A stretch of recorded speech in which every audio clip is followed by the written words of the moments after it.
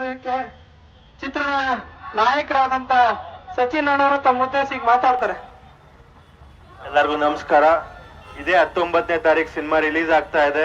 ದಯವಿಟ್ಟು ಎಲ್ಲ ಬಂದು ಸಿನಿಮಾ ನೋಡ್ಬೇಕು. ನಮ್ ಇಡೀ ತಂಡ ಬಂದಿದೀವಿ. ಸಂಗೀತ ಅವ್ರು ಬಂದಿದ್ದಾರೆ, ಅಕ್ಷಿತಾ ಅವ್ರು ಬಂದಿದ್ದಾರೆ, ರಾಜವರ್ಧನ್ ಅವ್ರು ಬಂದಿದ್ದಾರೆ. ರಾಜವರ್ಧನ್ ಅವ್ರ ಸಿನಿಮಾನ ಹಿಂದೆ ನಿಂತೆಲ್ಲ ನೋಡ್ಕೊಂಡಿದ್ದಾರೆ. ಸಂಗೀತ ಅವ್ರು ತುಂಬಾ ಚೆನ್ನಾಗಿ ಆಕ್ಟ್ ಮಾಡಿದ್ದಾರೆ, ಅಕ್ಷಿತಾ ಅವ್ರು ಆಕ್ಟ್ ಮಾಡಿದ್ದಾರೆ, ಕಾರ್ತಿಕ್ ಅವ್ರು ತುಂಬಾ ಚೆನ್ನಾಗಿ ಪರ್ಫಾರ್ಮ್ ಮಾಡಿದ್ದಾರೆ. ನನ್ ಬಗ್ಗೆ ನಾನು ಮಾತಾಡ್ಕೊಳಕ್ ಹೋಗಲ್ಲ. ನೀವೆಲ್ಲ ಸಿನಿಮಾ ನೋಡ್ಬಿಟ್ಟು ನಮ್ನೆಲ್ಲ ಪ್ರೋತ್ಸಾಹಿಸಿ, ಅದೇ ಸಾಕು.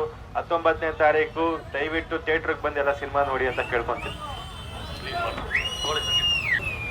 ಮಂಡ್ಯ ಜನತೆ ಸೌಂಡೇ ಇಲ್ಲ. Thank you. ನನ್ನ ಹೆಸರು ಸಂಗೀತಾ ಭಟ್ ಅಂತ. ನಾನು ಮಂಡ್ಯ ಆಗಿದ್ದಕ್ಕೆ ಮುಂಚೆ ಒಂದು 10 ವರ್ಷದ ಹಿಂದೆ ಬಂದಿದ್ದೆ. ಆಗ್ಲೂ ಇಷ್ಟೇ ಸೌಂಡ್ ಇತ್ತು ಮಂಡ್ಯಗೆ. ಈ ಸಲ ಇನ್ನೂ ಜಾಸ್ತಿ ಸೌಂಡ್ ಇರತ್ತೆ ಅಂತ ಅನ್ಕೊಂಡಿದೀನಿ.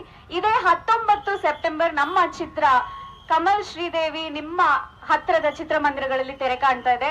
ಇಲ್ಲೇ ಒಂದು ಚಿತ್ರಮಂದಿರ ಇದೆ. ಎಲ್ಲ ನಿಮ್ ಫ್ಯಾಮಿಲಿ ಸಮೇತ ಹೋಗಿ ಚಿತ್ರನ ನೋಡ್ಬೇಕು ಅಂತ ನಾನು ಕೇಳ್ಕೊಳ್ತೀನಿ. Thank you so much. ಎಲ್ಲ ಮಂಡ್ಯ ಜನರಿಗೂ ನಮಸ್ಕಾರ.